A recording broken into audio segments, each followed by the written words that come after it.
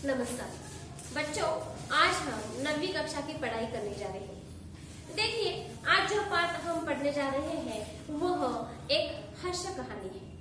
हास्य व्यंग्यात्मक मतलब क्या? जो भी हम हंसते हंसते व्यंग्य करते हैं वह हमें कुछ बातें सिखाती तो है, लेकिन कैसे? हंसते हंसाते हुए। देखिए बच्चों, व्यंग और व्यंग्य इसमें फर्क है। देखो, व्यंग और व्यंग्य इसमें फर्क है। व्यंग मतलब क्या? व्यंग मतलब जन्म से ही एकांत अवयव हो या कौन सी मनुष्य कमी हो उसे हम व्यंग कहते हैं। और व्यंग्य मतलब क्या? टीका टिप्पणी। टीका टिप्पणी मतलब निंदा नहीं, निंदा करना ऐसी बात नहीं है। लेकिन अगर किसी की कोई गलती होती है तो उसे हम इस तरीके से समझाते हैं कि उस व्यक्ति को वह बात समझ में भी आए और दुख भी न हो। जैसे कि मैं उदाहरण बताती हूँ आपको। एकाध छात्र का अक्षर जो है वह सुंदर नहीं है, मतलब जो हस्ताक्षर है वह सुंदर नहीं है।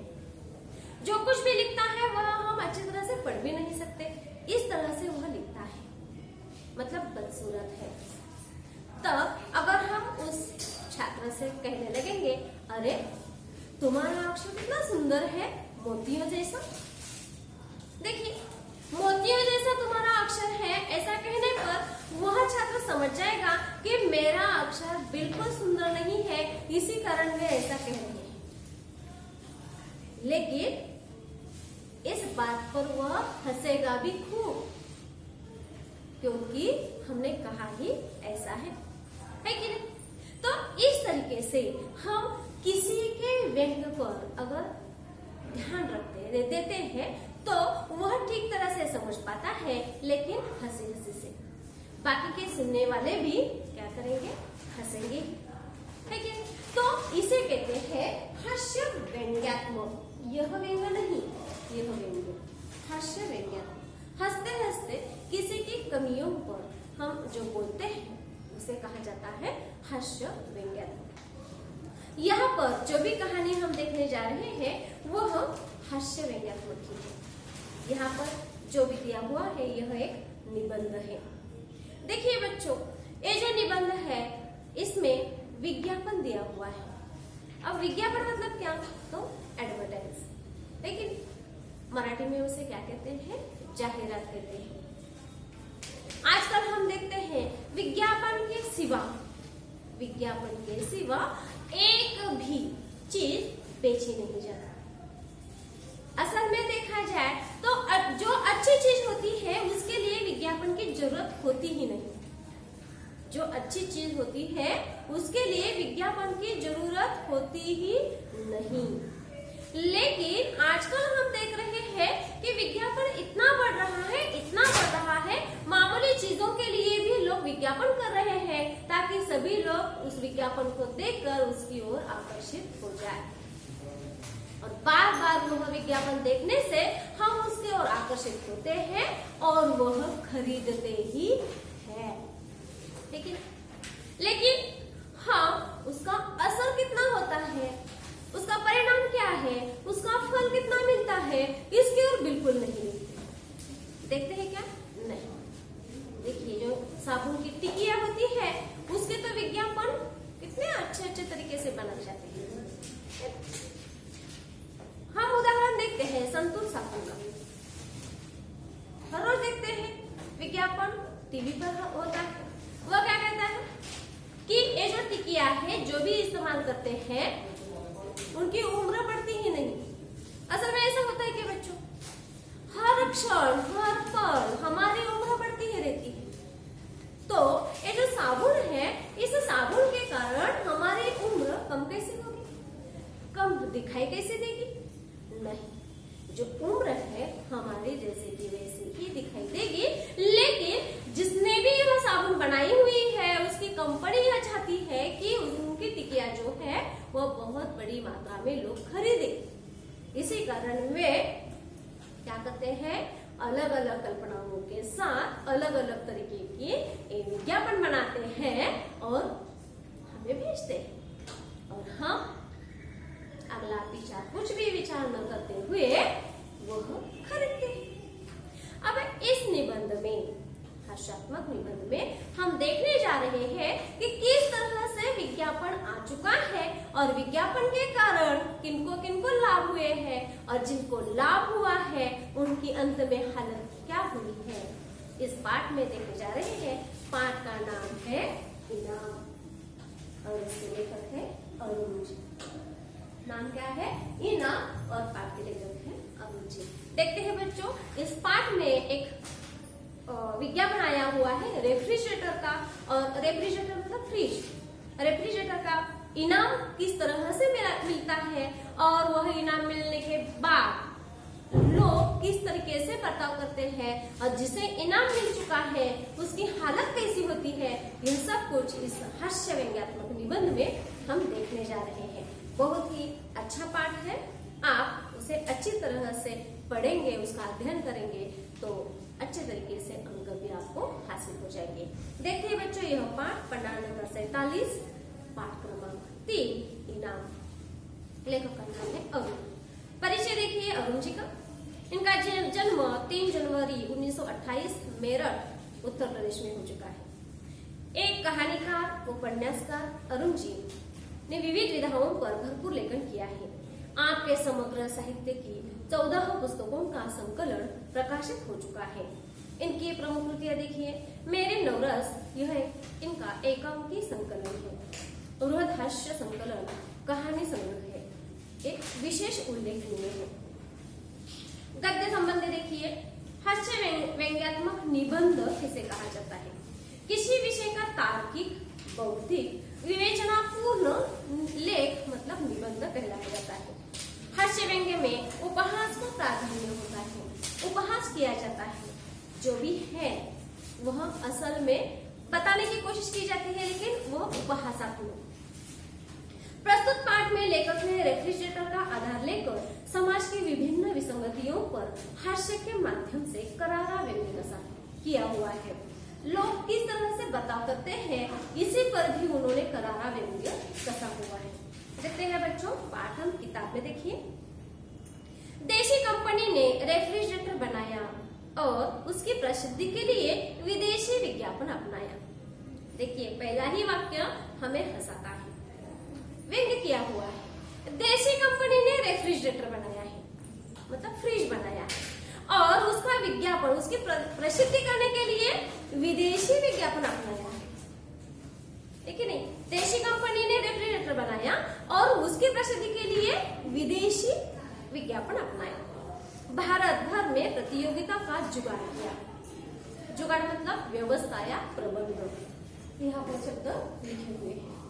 भारत भर इस प्रतियोगिता मतलब स्पर्धा, इस प्रतियोगिता का प्रबंध किया गया, उसकी व्यवस्था की गई। सवाल था, इस रेफ्रिजरेटर को खरीदने के क्या 7 लाभ है? देखिए, देशी कंपनी ने एक रेफ्रिजरेटर बनाया है और उसका विज्ञापन किस तरह से किया है कि बताइए इस रेफ्रिजरेटर से कौन से 7 लाभ है। इसका जो भी उत्तर दिया जाएगा उसे एक रेफ्रिजरेटर मुफ्त में मिलेगा। आगे देखो। 1 अप्रैल को फल निकलना था। फल मतलब जो भी इसका परिणाम है वह मतलब रिजल्ट जिसे कहते हैं वो। 1 अप्रैल को फल निकलना था। जिन प्रतियोगी का उत्तर कंपनी के मुहरबंद उत्तर से मेल खा जाएगा उसे या उन्हें एक रेफ्रिजरेटर मुफ्त इनाम दिया जाएगा। देखिए किस तरह से विज्ञापन किया गया है। जो भी देशी कंपनी ने रेफ्रिजरेटर बनाया हुआ है उसके कौन से 7 लाभ है यह आप बताइए। जिसके उत्तर मुहरबंद उत्तर से मेल खा जाएंगे। मुहरबंद मतलब सील की हुई। हमारे पास इस रेफ्रिजरेटर के 7 ऐसे लाभ हैं, वह हमने लिखे हुए हैं। अगर इस लिखे हुए लाभ से किसी के 7 लाभ जो जवाब है वह मिल गए तो उसी को एक रेफ्रिजरेटर मुफ्त में मिल जाएगा। इस तरह से उन्होंने विज्ञापन किया हुआ है। भारत में धूम मच गई। मेरे विचार से इतने उत्तर अवश्य पहुंचे कि उनकी रद्दी बेचकर एक रेफ्रिजरेटर के दाम तो वसूल हो गए ही होंगे। देखिए फिर से ताना कसा हुआ है। वे कहते हैं कि भारत भर में, पूरे भारत में, भारत देश कितना बड़ा है यह आपको पता ही है, भारत भर में इस विज्ञापन की धूम मच गई। हर एक ने उसका विज्ञापन भेजा होगा। विज्ञापन भेजे हुए ये जो कागज है, मतलब जवाब के रूप में जितने भी कागज गए होंगे, उसकी जो रद्दी बन गई है उसे बेचकर आसानी से एक रेफ्रिजरेटर आ ही जाएगा, ऐसा होगा कह रहे हैं। लॉटरी खुलने वाले दिन से पहले वाली रात थी। देखिए क्या हुआ है, कल लॉटरी खुलने वाली है और आज रात की बात है। क्या बता रहे हैं देखिए, हम सब बाहर छत पर लेटे थे। हेमंत ने कहा, देखिए अप्रैल के दिन है, मतलब 1 अप्रैल, मतलब वे 31 मार्च को सोए हुए हैं, तो गर्मी के दिन है, इसी कारण वे सभी छत पर सोए हुए हैं और छत पर सोते सोते उनकी बातें चल रही हैं। देखिए क्या क्या बातें हो रही हैं। लॉटरी खुलने वाले दिन से पहली वाली रात थी। हम सब बाहर छत पर लेटे थे। हेमंत ने कहा, उनका बेटा जो है उसका नाम क्या है, हेमंत। हेमंत ने कहा, पिताजी हम रेफ्रिजरेटर रखेंगे कहाँ? देखिए कैसी बात है, अभी तो किसको मिलना है यह पता भी नहीं है, ये तो लॉटरी है, हमें ही मिलेगी, हम ऐसा कह सकते हैं क्या? नहीं। लेकिन एक उनका बेटा देखो हेमंत, उसे लग रहा है कि लॉटरी हमें ही मिलेगी, इसी कारण वह इतने आत्मविश्वास से कह रहा है कि पिताजी हम रेफ्रिजरेटर को रखेंगे कहाँ? पत्नी ने उत्तर दिया, क्यों, रसोई में जगह कर लेंगे। मतलब हेमंत की माँ ने जवाब दिया है, क्यों बेटे, अगर रेफ्रिजरेटर मिल गया तो हम रसोई घर में, किचन में क्या करेंगे, रेफ्रिजरेटर रखने के लिए जगह हम कर ही देंगे। क्यों जी, तुमने बिजली कंपनी में दरख्वास्त भी दे दी है? देखिए रेफ्रिजरेटर मिला है, बिल्कुल नहीं, लेकिन उनकी जो बातें हो रही है ऐसी हो रही है कि जिन्हें ऐसा लग रहा है कि रेफ्रिजरेटर उन्हें ही मिल गया है। क्यों जी, तुमने बिजली कंपनी में दरख्वास्त भी दे दी है? दरख्वास्त मतलब अर्ज या अर्जी कि हमारे यहाँ रेफ्रिजरेटर आ जाएगा और उसके लिए जो स्विच लगते हैं वो आप ठीक तरह से कर दें, उसके लिए अलग स्विच लगता है, तो इसके लिए वे दरख्वास्त कर दे। घरेलू पावर चाहिए, उसके लिए जो पावर पॉइंट हम कहते हैं वह तो चाहिए ही, इसके लिए आपने अर्ज कर दिया, मतलब दरख्वास्त कर दी कि नहीं, ऐसा भी पत्नी ने पूछ लिया है। मैं मुस्कुराकर बोला। अब पत्नी और बेटे की बातें सुनकर लेखक हंस रहे हैं और वे हंसते हंसते बोल रहे हैं, तुम तो ख्याली पुलाव पका रहे हो। दोनों मिलकर ख्याली पुलाव पकाना मतलब कल्पना में बातें करना, अभी जो है वह है ही नहीं, सिर्फ कल्पना करना और उसी में ही बातें करना, कल्पना में खोए रहना। मैं मुस्कुराकर बोला, तुम तो ख्याली पुलाव पका रहे हो, मानो किसी ने तुम्हें टेलीफोन पर खबर कर दी हो, कौन सी, कि रेफ्रिजरेटर तुम्हें ही मिल गया है। ऐसा हुआ हो कि रेफ्रिजरेटर तुम्हें मिल गया है, ऐसा टेलीफोन पर किसी ने बताया है और इसी कारण तुम ऐसी बातें कर रही हो। हमारे टेलीफोन तो तुम ही हो। पत्नी ने मस्का लगाया। पत्नी ने क्या किया है, मस्का लगाया है। हमारे टेलीफोन तो तुम ही हो। इतने अच्छे लेखक के होते हुए कौन जीत सकेगा? तुम कौन है? लेखक। देखिए इतने अच्छे लेखक के होते हुए दूसरा इतना अच्छा जवाब दे ही कौन सकेगा? कोई भी नहीं। और इसी कारण हमें पता है कि रेफ्रिजरेटर किसे मिलेगा? हमें ही, मतलब आपको ही मिल जाएगा। और इसी कारण हमें हमारा टेलीफोन तुम ही हो, ऐसा उनकी पत्नी कह रही है। हमारा टेलीफोन तो तुम ही हो। पत्नी ने मस्का लगाया। इतने अच्छे लेखक के होते हुए कौन जीत सकेगा? पर यह क्या पता, मैंने कंपनी के उत्तरों से मिलते उत्तर लिखे हो। देखिए कुछ कह रहे हैं, पर क्या पता, किसे पता कि मैंने जो भी जवाब लिखे हुए हैं वे उत्तर जो है वे कंपनी के